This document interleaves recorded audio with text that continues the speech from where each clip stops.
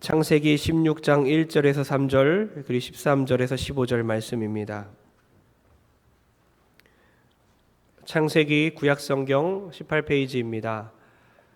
창세기 16장 1절에서 3절 13절에서 15절입니다. 제가 봉독하겠습니다. 아브라함의 아내 사레는 출산하지 못하였고 그에게는 한 여종이 있으니 애굽 사람이요 이름은 하갈이라. 사레가 아브라함에게 이르되 여호와께서 내 출산을 허락하지 아니하셨으니 원하건대 내 여종에게 들어가라. 내가 혹 그로 말미암아 자녀를 얻을까 하노라 하매 아브라함이 사레의 말을 들으니라. 아브라함의 아내 사레가 그 여종 애굽 사람 하갈을 데려다가 그 남편 아브라함에게 첩으로 준 때는 아브라함이 가나안 땅에 거주한 지 10년 후였더라. 하갈이 자기에게 이르신 여호와의 이름을 나를 살피시는 하나님이라 하였으니 이는 내가 어떻게 여기서 나를 살피시는 하나님을 배웠는고 함이라. 이러므로 그 샘을 브엘라헤로이라 불렀으며 그것은 가데스와 베렛 사이에 있더라. 하갈이 아브라함의 아들을 낳음에 아브라함이 하갈이 낳은 그 아들을 이름하여 이스마엘이라 하였더라. 아멘. 아멘. 귀한 찬양 하나님께서 받으셨을 줄 믿습니다. 이 시간 옆 사람과 함께 한번 인사합니다. 우리가 실패해도 하나님은 살피십니다. 오늘 제목이죠. 다시 한번 인사합니다. 우리는 실패해도 하나님은 살펴주십니다. 아멘. 이런 말이 있죠. 여자는 약하지만 누가 강하죠? 예, 엄마가 강합니다. 엄마는 강해요. 6개월 된 저희 집 막내 아이가 일주일 내내 열이 안 잡혀서 이 조그만 생명체가 분유도 잘 못 먹어서 성인 기침 소리를 막 내고 어쩌다가 분유를 먹으면 기침하다 토해버리고 그래서 일주일 내내 열이 안 떨어지고 아팠어요. 그 아이 곁에 아빠가 있었을까요? 엄마가 있었을까요? 강한 엄마가 있었죠. 아빠는 둘째와 함께 얄밉게도 새벽 예배 간다는 핑계로 푹 잤습니다. 엄마는 아이의 옷을 다 벗겨놓고 밤새 열을 재고 물수건으로 닦아주면서 피곤해서 잠들었다가도 자기가 잠들었기에 깜짝 놀랐게요. 우리를 향한 하나님의 사랑이 그와 같습니다. 이사야 49장 15절은 그렇게 말씀합니다. 시작. 여인이 어찌 그 젖먹는 자식을 잊겠으며 자기 태에서 난 아들을 긍휼히 여기지 않겠느냐. 그들은 혹시 잊을지라도 나는 너를 잊지 아니할 것이라. 아멘. 우리를 젖먹는 자식으로 표현합니다. 젖먹이 아이로 우리를 표현하는 거예요. 하나님은 어떤 인간 엄마보다도 더 우리를 사랑하신다는 말씀입니다. 결혼한 자녀는 어때야 밤새도록 간호할 수 없습니다. 젖먹이 아기처럼 우리를 하나님께서 그렇게 돌봐주시는 거예요. 전에 제가 이렇게 말씀드렸잖아요. 신앙이 성숙할수록 우리는 태아의 상태로 회귀해야 된다. 여러분, 하나님과 나이 차이 많이 나시죠? 하나님과 나이 차이 많잖아요. 근데 하나님과 우리와의 관계에 있어서 언제든지 우리는 젖먹이 아이가 되고 어린아이가 되고 태아적 시기로 돌아가야 하는 것이죠. 우리 그리스도인들은 하나님 앞에서 언제나 태아입니다. 나이 먹어봤자 어린아이인 거예요. 그것이 하나님과 우리와의 맺는 관계입니다. 그래서 하늘에 계신 우리 아버지라고 우리가 기도하는 것이죠. 오늘은 제가 4시간만 깊게 자려고 1시에 딱 누웠는데 오늘따라 평소에 안 들리던 아기 기침 소리가 너무나 선명하게 불쌍하게 들려서 아기를 안으로 안아주려고 새벽에 계속 나갔어요. 엄마는 이미 일주일 내내 시달려서 아기를 안을 힘도 없어서 제가 안아서 재워놓고 나면 또 잠들었는데 갑자기 기침 소리에 저도 깨서 가서 또 안아주고 그러면서 이렇게 기도했어요. 하나님, 이 아이 하나님의 아이입니다. 제 자녀가 아니라 하나님 것입니다. 하나님 보살펴 주옵소서. 그러면서 동시에 이렇게 기도했어요. 하나님, 저도 하나님의 아이입니다. 좀밖에 못 잡니다. 하나님 걱정이 됩니다. 하나님 체력을 주옵소서. 하나님 돌봐 주옵소서. 하나님 앞에서는 1살이나 43살이나 일반입니다. 똑같아요. 하나님, 우리가 아프면 하나님 우리 간호해 주시고, 우리가 힘들어하면 하나님 우리 안아주시고, 우리가 넘어지면 일으켜 주시고, 우리가 하나님을 부인하고 하나님을 떠나고 교회를 떠나면 하나님은 기다리십니다. 하나님, 우리가 연약하기에 우리를 보살펴 주십니다. 하나님, 우리가 실패해도 우리를 살펴주십니다. 오늘 아브라함과 사레의 실패를 보면서 그럼에도 불구하고 하나님의 살피심이 곳곳에 있음을 깨닫고, 우리의 인생도 동일하게 모든 실패 가운데, 모든 넘어짐 가운데 하나님의 살펴주심이 있음을 깨닫는 시간 되길 축복합니다. 오늘 말씀해 보니까 아브라함과 사레는 어떤 실패를 했을까요? 16장 2절을 읽겠습니다. 시작. 사레가 아브라함에게 이르되 여호와께서 내 출산을 허락하지 아니하셨으니 원하건대 내 여종에게 들어가라. 내가 혹 그로 말미암아 자녀를 얻을까 하노라 하매 아브라함이 사레의 말을 들으니라. 아멘. 뭐가 잘못됐습니까? 여호와께서 내 출산을 허락하지 않았다라고 단정해 버립니다. 여러분, 히브리인들이 출산하지 못하는 것은 히브리인들에게는 저주였어요. 하나님께 저주받은 거였어요. 장애를 겪는 거였습니다. 많은 수치심을 겪는 거였습니다. 하나님께 버림받은 것처럼 느꼈습니다. 사례는 기다리고 또 기다린 것입니다. 그 수치스러움을 느끼면서 기다린 거예요. 오랜 시간 동안 하나님의 약속이 이루어지지 않자 그 책임을 이제는 하나님께 부여하고 있는 것입니다. 더 이상 못 기다리고 인내하지 못하고 약속을 믿지 못하고 하나님이 내 태를 닫으셨네. 하나님이 나의 기도를 응답하지 않으셨네. 하나님이 약속을 이루어주지 않으시네. 그렇게 단정해버린 것이 잘못이라는 겁니다. 신앙인들은 하나님을 신뢰하지 못할 때 그때부터 문제가 벌어지기 시작합니다. 여러분, 하나님의 뜻을 단정하지 마십시오. 하나님의 이름을 빌려와서 나의 생각을 하나님의 뜻이라고 말하는 것 자체가 하나님을 모독하는 행위가 될 수 있어요. 사랑하는 우리 성도님들, 여러분 중에 혹시 출산을 원하시는 분들이 있나요? 혹은 여러분의 자녀 중에 출산을 기다리는 분들이 있나요? 하나님께서 허락하시면 자녀가 생길 줄 믿습니다. 하나님은 죽은 생식 기능을 살려주시는 분이십니다. 하나님께서 허락하시면 반드시 자녀를 주실 줄 믿습니다. 경건의 자녀들을 많이 낳아 길러주십시오. 그러나 하나님께서 허락하지 않으시면 자녀가 생길 수 없어요. 그 이유는 하나님께서 그 부부에게 더 많은 영적인 자녀를 기르라는 뜻입니다. 결혼을 허락하지 않았다면 일부러 비혼주의라서 안 하는 것이 아니라 창가죽기를 읽어보니까, 창세기를 읽어보니까 더 결혼을 하며 준비해야 되겠다 기도하면서도 하나님이 허락하지 않는다면 바울처럼 사역에 올인하라는 뜻입니다. 자녀를 허락하지 않는다면 더 많은 영적 자녀를 양육하라는 뜻입니다. 문제는 사례가 하나님의 뜻을 정해버렸다는 겁니다. 출산을 허락하지 않은 적이 없는데, 약속하셨는데 출산을 허락하지 않는다고 정해버렸다는 거예요. 아브라함과 사례를 통해서 꼭 너희 두 명의 몸을 통해서 약속의 자녀를 주실 것이다 약속하셨는데 그 부부가 동일하게 하나님의 약속을 믿지 못하고 있다는 겁니다.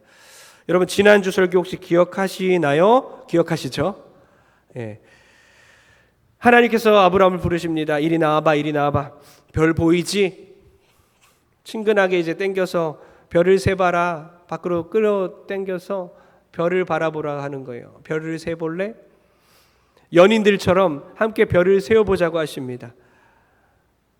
연인처럼 함께 별을 함께 바라보면서 함께 세어보는 인간이 어디 있겠습니까? 얼마나 복받은 사람입니까?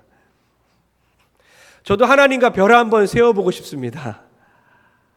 물론 이 서울에서는 불가능합니다. 하나님은 그렇게 아브라함에게 별을 세어보자라고 하시는 거예요. 또 어떻습니까? 언약 체결식을 준비하죠. 지난주에 안 오셨나요, 교회? 언약 체결식 어떤 것입니까? 짐승을 다 쪼개서 준비시키죠. 그 당시 고대 근동 지방에 그 언약 체결식처럼 짐승들을 다 쪼개고 새들은 쪼개지 않고 다 준비해서 배열해 놓습니다. 그리고 나서 하나님의 임재를 기다리고 있어요. 어두워졌습니다. 횃불이 그 사이를 통과하는 거죠. 어떤 의미입니까?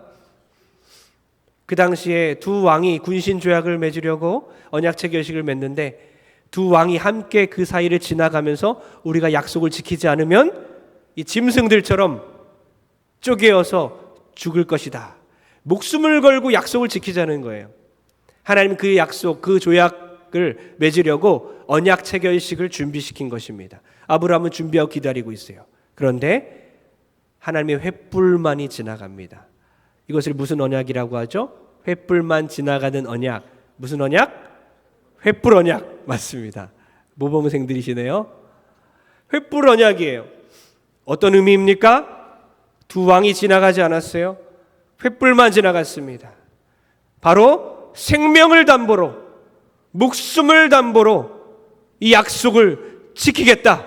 하나님께 굳은 의지가 있는 것입니다. 하나님께서 생명을 담보로 약속을 맺으셨고 결국에는 예수 그리스도를 십자가에 못 박혀 죽게까지 우리의 약속을 지키시기 위해서, 우리 구원하시기 위해서 그렇게 약속을 지키신 것입니다.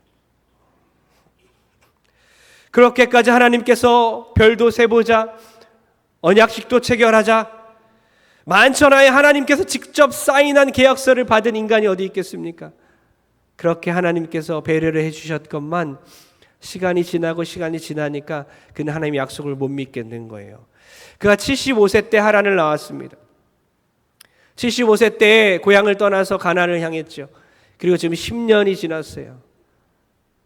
이 10이라는 숫자가 이 유대 민족에게는 아주 중요한 숫자예요. 3과 7과 10, 12가 중요합니다. 3은 하늘의 숫자입니다.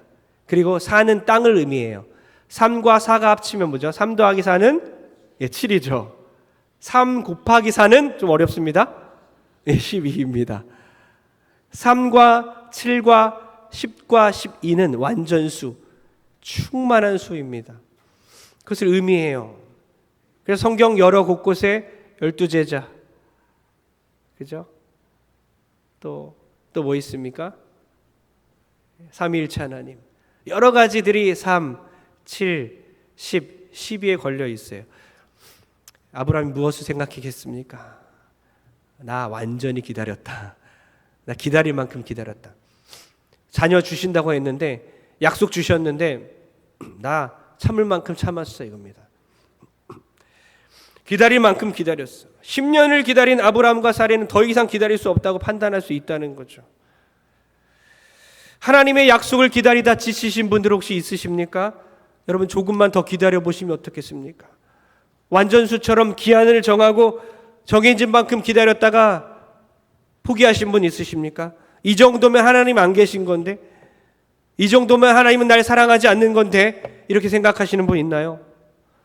조금만 더 견디면 어떻겠습니까? 주께서 약속을 이루어주실 줄 믿습니다. 하나님의 약속은 한 채 오차도 없이 완벽하게 이루어지십니다. 우리 생각과 다르게 하나님의 때에 하나님의 방법으로 이루어져요. 내 때에 내 뜻대로 내 방법대로가 아니라 하나님의 뜻대로 하나님의 시간대에 이루어집니다. 그러니 하나님의 뜻이 아니라고 단정하지 마시기 바랍니다. 아브라함과 사례는 자기의 방법대로 약속을 성취하고자 합니다. 이것도 잘못된 것이죠. 자꾸 현실을 바라보는 거예요. 자꾸 자기의 모습을 보는 것입니다. 그리고 자기의 방법대로 해결하려고 합니다.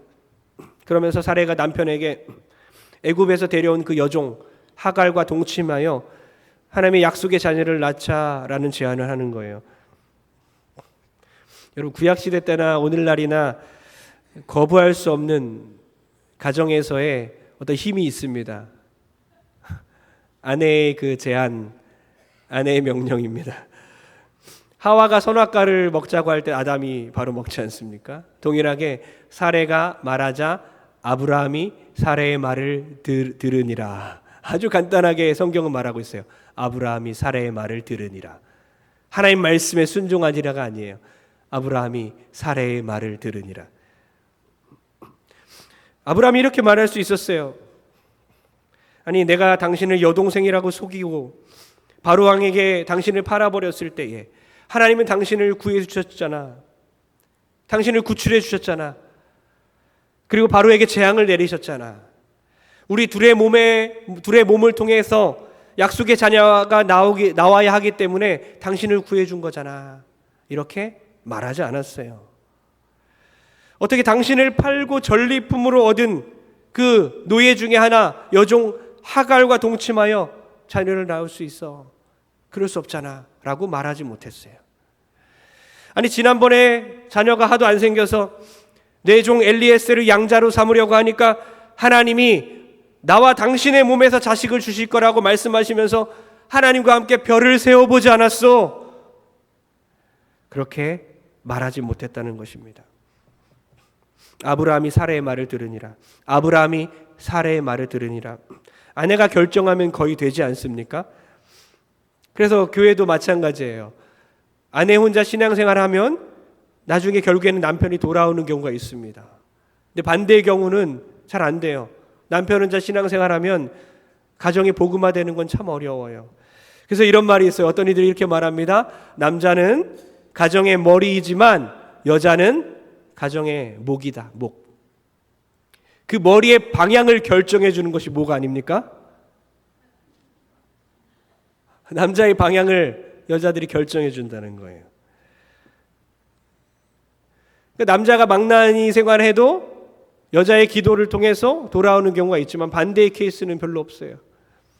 여자가 타락하거나 하나님을 떠나게 되면 잘 돌아오지 못합니다. 그러니까 부부가 지금 하나 되어서 항상 하나 되는 것이 항상 옳지는 않다는 거예요. 둘의 마음이 딱 맞아서 보기에 너무 아름답다. 그러나 하나님의 뜻을 거역할 수도 있다는 것입니다. 온 식구가 하나가 되어서 아름다워 보이지만 하나가 되어서 하나님 뜻대로 살지 않을 수도 있다는 겁니다. 가족 중에 한 명만이라도 하나님의 말씀대로 살아야 하는 사람이 있어야 된다는 것입니다. 그럴 때 가정이 회복이 될 수가 있어요. 이들은 결국에는 아브라함과 사라는 한 마음이 되어서 하나님의 말씀을 순종하지 않습니다. 그리고 어떤 결과가 있습니까? 그 결과에 책임도 지지 않아요. 인간적인 방법은 어때요? 늘 결과가 좋지 않잖아요. 여종 하갈이 임신했습니다. 그러자 어떤 일이 벌어집니까? 여종 하갈이 사례를 조롱하고 멸시합니다. 이에 화가 나서 사례가 어떻게 합니까? 하갈을 학대하죠. 16장 6절입니다. 16장 6절 시작. 아브라함이 사레에게 이르되 당신의 여종은 당신의 수중에 있으니 당신의 눈에 좋을 대로 그에게 행하라 하매 사레가 하갈을 학대하였더니 하갈이 사레 앞에서 도망하였더라. 좋을 대로 하세요. 알아서 하세요. 본인이 저지른 일에서 꽁무니를 빼는 거예요. 그리고 사례는 어떻게 합니까? 학대하였다. 응답하다라는 뜻입니다. 원어의 의미는 응답하다. 보복하였다는 겁니다. 보응했다는 것입니다. 자기가 당한 만큼 더 돌려주었다는 것입니다. 언제까지? 도망갈 때까지. 참으로 잔인한 주인들이죠. 무슨 한 인간이 어떻게 악이 낳는 도구도 아니고 그 여자를 사용해서 불화가 생기자 학대하고 결국엔 도망가게 되는. 그럼 신앙인들은 책임져야 하는 사람들이에요. 하나님이 기뻐하시는 가정의 모습이 아니에요. 실패한 가정의 모습을 우리는 보고 있는 것입니다. 여종을 통해서 자녀를 낳고 임신한 여자를 길거리로 내몰아 죽게 하는 것입니다. 결국 어땠습니까? 사례는 약속을 불신하였고 인간적인 방법을 사용하였고 아브라함은 그 죄에 동조하였고 하갈은 교만하여 주인을 멸시하였고 이에 사례는 보복 행위를 통해서 임신한 여자를 도망가게끔 학대한 것입니다. 여기서 하나님의 선택이 궁금한 것입니다. 이런 실패한 가정을 하나님은 왜 계속 끌고 나가실까? 하나님의 약속의 자녀가 이 가운데서 나오는 것일까? 결국 예수 그리스도까지 하나님의 구원 계획이 아브라함으로부터 출발하는데 이 가정을 하나님은 버리실까? 아니면 그 약속을 지켜주실까? 하나님의 선택은 뭡니까? 결국 끝까지 이들을 참아주시고 실패한 인생 가운데 하나님이 역사하셔서 이삭을 주시게 됩니다. 왜 하나님은 아브라함과 사례를 버리지 않았을까? 왜 약속 믿지 않고 실패하고 믿음이 연약한 이들을 하나님은 끝까지 보호하시고 돌보시고 사랑해 주실까요? 그 대답이 이스라엘 백성들을 향한 하나님의 뜻에 있습니다. 이스라엘 백성들이 왜 선택받았을까? 그들은 선민 사상에 의해서 자기들이 선택받을 만하니까, 위대하니까, 대단하니까, 남들과 다르니까, 이방인들과 다르니까 이렇게 생각하고 있었지만 분명하게 성경에 이스라엘 백성들이 선택받은 이유가 나와 있습니다. 뭔지 아십니까? 인원이 적어서, 인구수가 적어서, 더 나아가 보잘것없는, 별 볼 일 없는 민족이기 때문에, 아무것도 아닌 존재들이기 때문에 하나님이 선택했다는 것입니다. 구원받을 만한 자격이 하나도 없기 때문에 선택했다는 것입니다. 그러니까 이스라엘 백성들이 강하고 뛰어난 민족이라 택함을 받은 게 아니라 연약하고 보잘것없는 민족이기 때문에 특별히 하나님이 사랑하시고 택하신 거예요. 마찬가지로 아브라함과 사라도 연약하기 때문에, 아무것도 아닌 존재이기 때문에 선택하신 겁니다. 우리도 이와 같습니다. 왜 우리를 선택하셨을까? 날마다 우리는 무너지잖아요. 날마다 우리는 넘어지지 않습니까?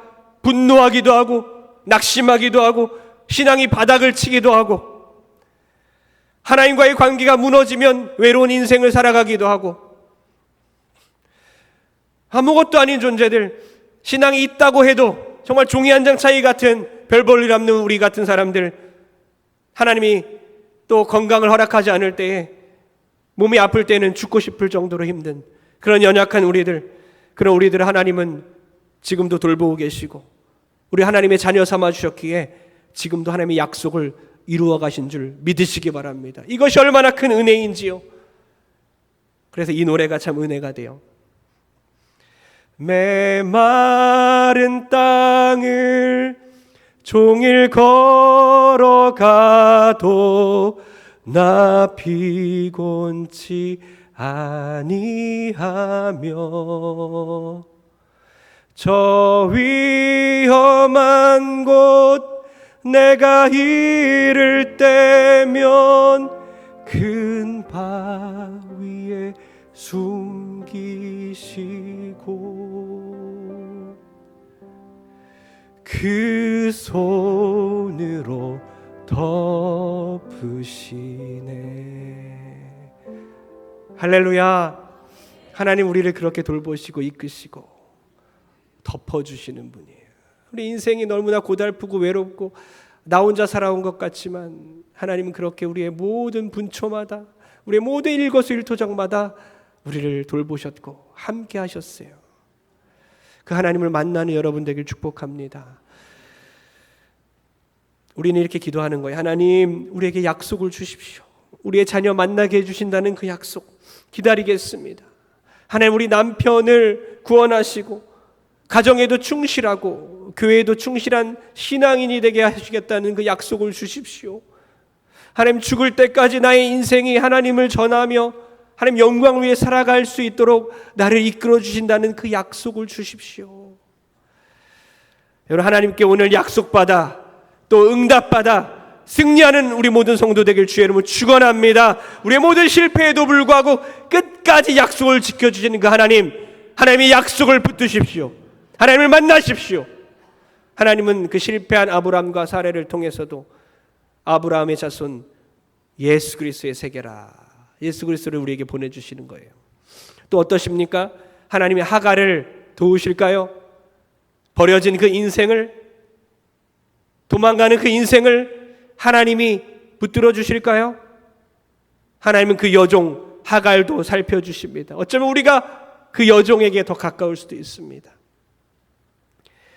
16장 9절입니다. 창세기 16장 9절 시작. 여호와의 사자가 그에게 이르되 내 주인 여주인에게로 돌아가서 그 수하에 복종하라. 임신한 몸으로 위험한 곳에서 생명 잃지 말고 은혜의 자리로 돌아가라. 약속이 있는 그곳으로 돌아가라. 여러분, 하갈이 어디로 갔겠습니까? 본능적으로 애굽으로 향했겠죠. 자기 고향으로 돌아가지 않겠습니까? 그러려면 사막을 지나게 되어 있습니다. 사막을 지나가야 합니다. 가나안부터 애굽까지 내려가려면 640km 정도예요. 그것을 차로 가면 8시간을 달려야 하는데 걸어가면 몇 개월이 걸리겠습니까? 그 몸으로 수개월, 2, 3개월 넘게 걸리지 않겠습니까? 살아서 돌아갈 수 있을까요?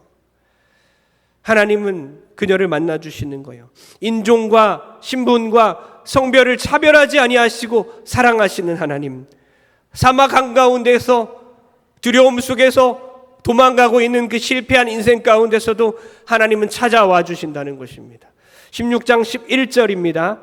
11절 시작. 여호와의 사자가 또 그에게 이르되 내가 임신하였은즉 아들을 낳으리니 그 이름을 이스마엘이라 하라.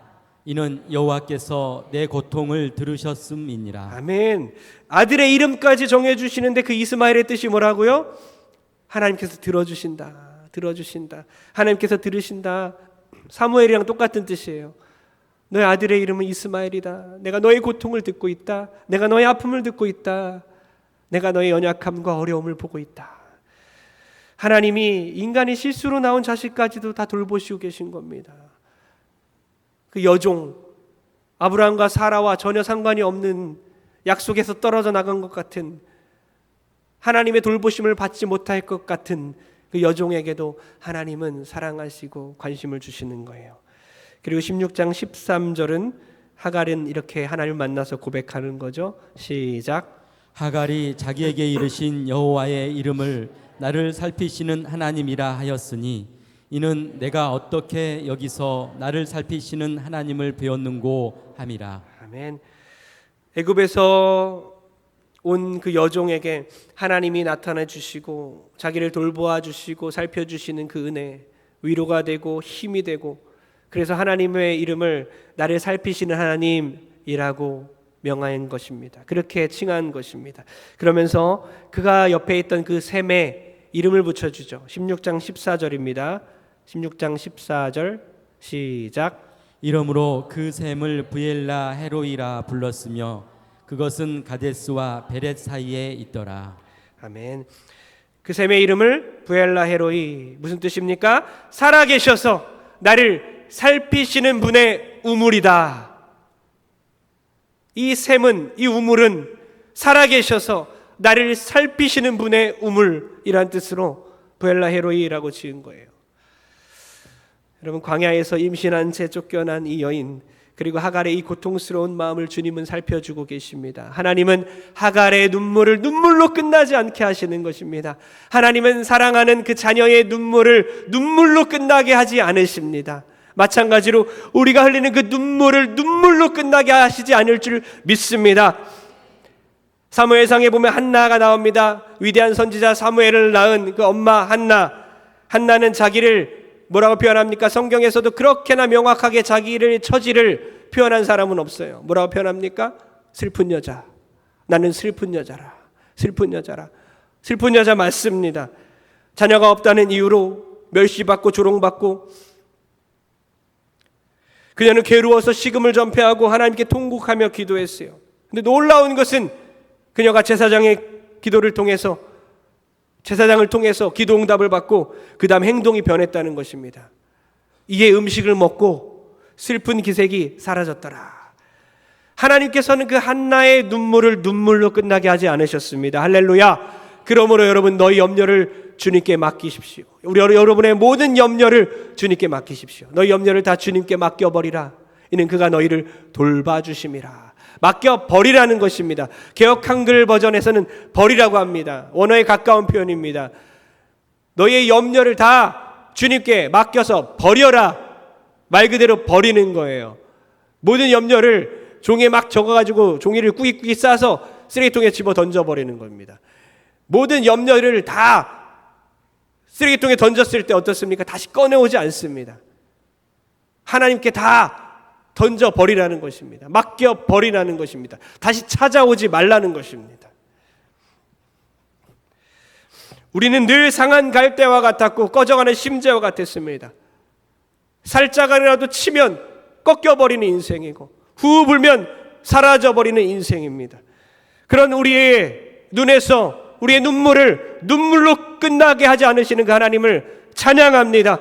우리는 늘 실패하지만 우리를 살피시는 그 하나님, 그 하나님의 사랑을 믿고 아무것도 염려하지 말고 주님께 온전히 주님의 약속 붙드는 여러분 되길 축복합니다. 우리 이사야 49장 16절 읽고 결론을 내립니다. 다 같이 크게 시작. 내가 너를 내 손바닥에 새겼고 너의 성벽이 항상 내 앞에 있나니. 아멘. 손바닥에 여러분 볼펜으로 전화번호 한번 적어보셨죠?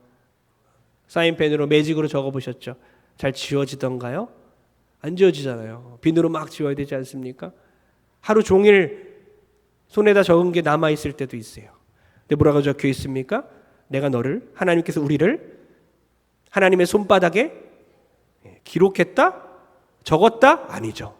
새겼다는 거예요.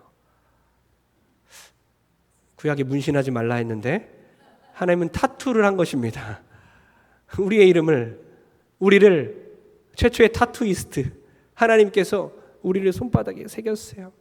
결코 지워지지 않는, 영원히 사라지지 않는 우리의 이름을 하나님의 손바닥에 다 새겨버렸습니다. 여러분 어때요? 손에 새기면 계속 들여다보잖아요. 손에다 뭐 글씨 쓰면 볼 수밖에 없잖아요. 먼데 뭐 군대를 갔거나 사업을 하러 갔거나 멀리 타국에 간 그 자녀가 있습니까? 손바닥에 적었어요. 기도하다 또 보고 기도하고, 세수하다 기도하고, 가만히 있다가 손바닥 보고 글을 또 떠올리고, 이런 거예요. 하나님은 우리의 일거수일투족을 감찰하시며 분초마다 우리를 기억해 주시고 우리를 살피시는 하나님이십니다. 여러분 깜빡깜빡 조는 것이 아니에요. 졸지도 주무시지도 아니하고 분초마다 우리를 살피시는 분임을 믿으시기 바랍니다. 떼쟁이 아기가 엄마를 배려합니까? 막 떼쓰잖아요. 배고프면 떼쓰고 아프면 떼쓰고.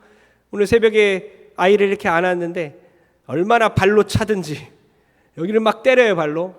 그래서 어때요? 내려놓습니까? 아니잖아요. 어떻게든 재우려고, 어떻게든 이 아이가 아프니까 돌보는 거예요. 이 아이가 어떻습니까? 엄마 잘 자라고 안 아픈 척 합니까? 막 발로 차요. 그래도 이 젖먹는 아기가 때를 쓰고 엄마를 힘들게 해도 엄마는 품에 안고 끝까지 보살피는 거예요. 마찬가지입니다. 우리는 하나님을 배려하지 않습니다. 하나님을 온전히 믿지 않을 때가 많습니다. 가정을 내 마음대로 이끕니다. 사업장을 내 마음대로 이끕니다. 내 인생을 쥐락펴락 내가 주인이 되어서 내 인생을 내가 다스립니다. 그러면서 연약하고 실패한 우리들, 하나님은 우리가 실패해도 우리를 살펴주십니다. 하나님은, 우리 아버지는 우리가 실패해도 우리를 여전히 보살펴 주십니다. 그 하나님 만나시고 끝까지 약속 붙들고 주님 바라보며 살아가는 우리 모든 성도 되길 주의 이름으로 축원합니다. 다 일어나십시오.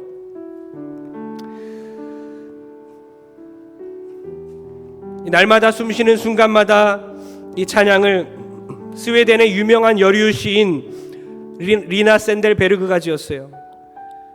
영어의 제목은 Day by Day, Day by Day, 말 그대로 날마다입니다. Day by Day. 이 곡을 어떻게 지었습니까? 1832년에 목사님의 딸로 태어난 그녀는 26살이 되었을 때 아빠와 함께 보트를 타고 호수를 건너고 있었습니다. 그런데 중간쯤 갔을 때에 보트가 뒤집어져 버립니다. 그리고 아빠가 눈앞에서 보이는 상태에서 익사해서 죽는 것을 봅니다. 너무 심한 충격을 받았어요. 하나님께 하소연하고 통곡했습니다. 하나님이 살아계시면 어떻게 나에게 이런 고통을 줄 수 있습니까? 며칠간 그렇게 울고 주님께 하소연할 때 주님께서 이렇게 위로하십니다. 너의 아버지는 눈물도 없고 근심도 없는 천국에 있으니 너는 나만 바라보고 의지하여라. 그래서 그녀는 정신을 차리고 시를 쓰기 시작하여 650편의 찬양을 작사합니다. 아버지를 잃고 2년 만에 작사한 곡이 바로 날마다 숨쉬는 순간마다. 너무나 오래전에 지은 노래이지만 지금까지 우리는 그것을 부르고 있잖아요. 그런데 그녀는 이 곡을 지었음에도 불구하고 고난이 끊이지 않았습니다. 나중에 결혼해서 아들을 가졌는데 하나뿐인 아들이 25살이 되었을 때에 또 눈앞에서 사고로 죽습니다. 그리고 그녀는 70살이 되었을 때에 장티푸스로 죽게 됩니다. 고난의 연속. 그러나 날마다 숨쉬는 순간마다 하나님 그녀를 돌봤고, 그녀가 지은 그 노래처럼 지금까지 그 노래를 통해 우리는 하나님을 바라보고 있는 것이죠. 제가 그 노래를 듣다가 댓글을 어쩌다 보게 됐는데요. 유튜브에 이제 댓글들이 달려있지 않습니까? 그 댓글을 보고 참 많은 은혜를 받았어요. 이런 글이 있었습니다. 죽기 전에 마지막 숨을 쉴 때에 이 노래를 듣다가 하나님께 가게 해달라고 부탁했던 그 제 딸이 나보다 먼저 하나님께 갔는데, 그 빈자리가 너무나 생각나고 힘들 때 저도 이 노래를 많이 들었습니다. 우리 또한 잠시 머문 이곳에서 찬양이 있어서 감사하고 오늘 예수님으로 채우며 살아갑시다 라고 이렇게 글이 달려 있었어요. 사랑하는 성도님들, 아무리 어렵고 힘든 일이 있을지라도, 그 사막을 한가운데 걸어갈지라도 하나님 우리를 돌보시고 보살펴 주심을 믿는 여러분 되길 축복합니다. 날마다 숨쉬는 모든 순간마다 하나님이 우리를 보살피고 있음을 고백하며 다 같이 함께 찬양하며 나가겠습니다.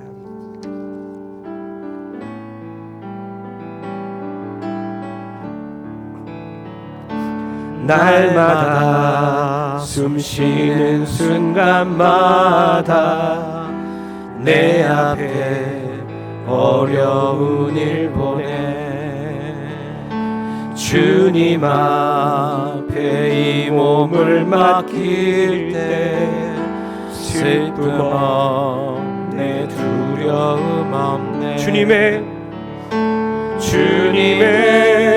그 자비로운 손길 항상 좋은 것 주시도다.